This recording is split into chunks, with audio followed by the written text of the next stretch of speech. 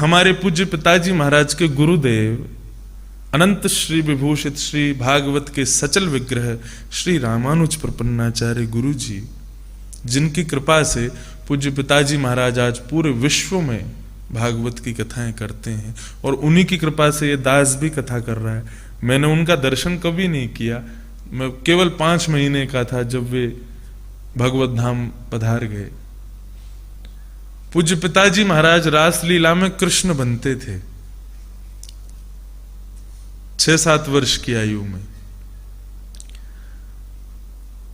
हमारे जो पिताजी के परदादा थे वे बड़े धनवान थे, उनके नाम से गांव है, उनका नाम था लक्ष्मण प्रसाद उपाध्याय, उनके नाम से गांव है लक्ष्मणपुरा, जहां पर पिताजी आदि का सबका जन्म हुआ। लेकिन बस वही, एक घर में ज्यादा भाई होते हैं तो फिर उनमें सब में क्लेश होते हैं, तो हमारे दादाजी को घर से निकाल दिया और वो पिताजी को लेकर के और समस्त बालक छोटे छोटे थे सबको लेके चले गए। तब घर चलाने के लिए क्या करें, तो हमारे पिताजी को लेके यमुना पार वृंदावन वहां आए। तो पिताजी थोड़े बचपन में सुंदर तो थे ही, वैसे उनको लोग देखते हैं तो वो सोचते हैं या तो ये उत्तराखंड के या नेपाल के हैं, क्योंकि उनकी आंखें ऐसी हैं, छोटी छोटी हैं। एक बार जैक्सन हाइट्स है न्यूयॉर्क के पास में, वहां कथा चल रही थी, वहां पर बहुत नेपाली लोग रहते हैं, तो मैं भी गया था पिताजी के साथ में। तो वहां कथा हुई तो बाहर बोर्ड लगे पिताजी के न्यूयॉर्क की स्ट्रीट्स पर, तो उनके मुख में वो ऐसी आंख दिख रही थी उनकी, तो नेपाली इतने आ गए पहले दिन कथा में, और वो सब आवे पिताजी के पास आके बोले डोक डिंचू, बोले ढोक डिंचू। वो नेपाली भाषा बोल रहे, बोले महाराज जी आप नेपाली में क्यों नहीं बोलते? बोले हमको आती नहीं। बोले आप तो बिल्कुल नेपाली लगते हो। बोले नेपाली लगते हैं थोड़ी हम। तो बचपन में पिताजी खूब सुंदर थे, अभी भी सुंदर हैं। उनसे कोई कहता है गुरुजी आप थोड़े से अब पतले से हो गए, बोले पतले नहीं हम हैंडसम हो गए, वो बोलते हैं ऐसे। तो बचपन में फिर वो कृष्ण बनते थे रासलीला में। तो प्राचीन काल की रासलीलाओं में मर्यादाएं थी, अभी भी हैं कहीं कहीं। तो जब कृष्ण आते थे मंच पर तो वो श्लोक बोलते हुए आते थे कृष्ण। तो हमारे पूज्य पिताजी जब श्लोक बोलते हुए आते थे तो रासलीला देखने वाले हजार, आजकल कथाओं में भीड़ ज्यादा, पहले रासलीलाओं में बहुत भीड़ होती थी।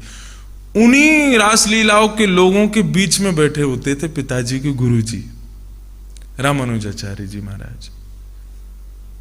उन्होंने जब पिताजी को कृष्ण रूप में देखा इतने मोहित हो गए, और उनको मतलब लगा कि मैंने वास्तविक कृष्ण को देख लिया। भागवत पढ़ाते थे बच्चों को, रात्रि भर उनके स्वप्न में वही स्वरूप दिखता था। पूज्य पिताजी मुकुट पहन करके और कृष्ण बन करके आए हैं। उन्होंने पिताजी को नाम दिया ठाकुर जी।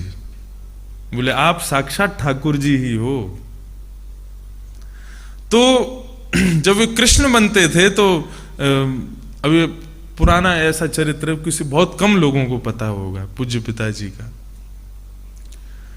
तो गुरुजी हमारे रासलीला के जो मुख्य थे पद्मश्री श्री रामस्वरूप जी महाराज, बहुत अच्छा, मतलब उनकी रासलीला अद्भुत थी।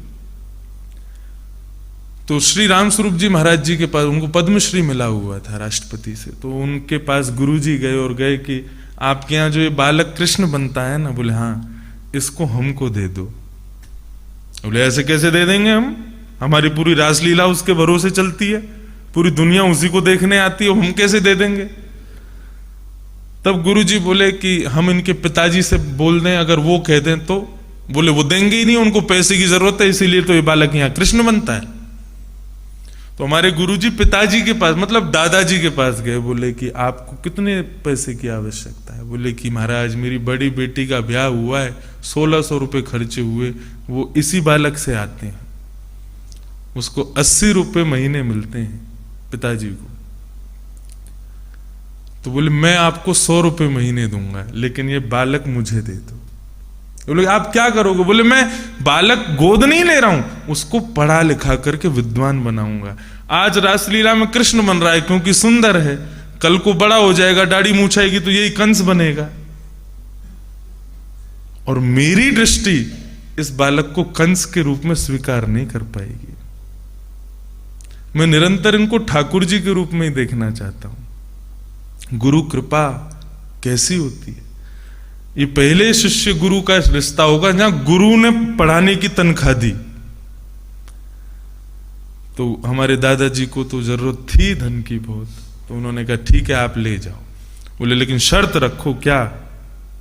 5 साल घर से कोई आएगा नहीं देखने के लिए कि कहां है बालक, मुझे पढ़ाना है बस।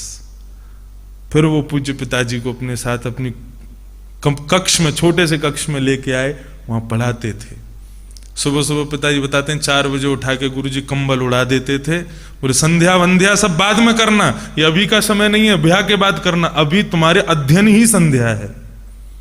सुबह उठ करके 4 बजे से पिताजी बोले हम सूत्र याद करते थे, नहीं सुनाते तो गुरुजी खूब मारते थे, और फिर मार करके फिर रबड़ी भी खिलाते थे। बोले कि आज तुमको पीटा ना हमने, लेकिन ये याद नहीं करोगे तो कैसे चलेगा।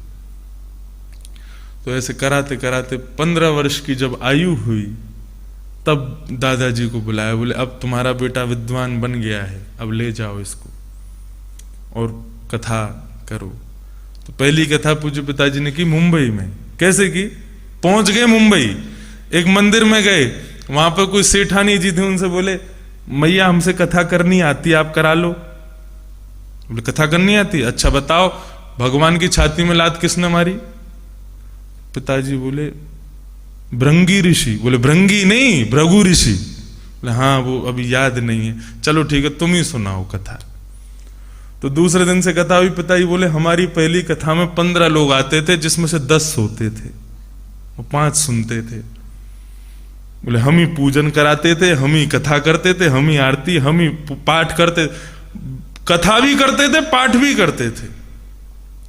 बोले वहां किसी हैदराबाद की मैया ने कथा सुनी, उन्होंने कहा अच्छा बेटा सुनो, हम तुम्हारी टिकट करा देते हैं, यहां कथा पूरी करके तुम हैदराबाद हमारे घर पे कथा सुना दो। वहां घर गए, वहां कथा सुनाई। वहां कोई कलकत्ता के सेठ जी आ गए, उन्होंने कहा तुम कलकत्ता आ जाओ। ऐसे करते करते करते करते आज कहां पहुंच गए? किस वजह से? अगर आज भी पिताजी रासलीला में होते तो मैं भी रासलीला का कोई बनना होता, कोई मन सुखा तन सुखा। तो एक गुरु के जीवन में आने से हमारे पूरे परिवार का जीवन परिवर्तित हो गया।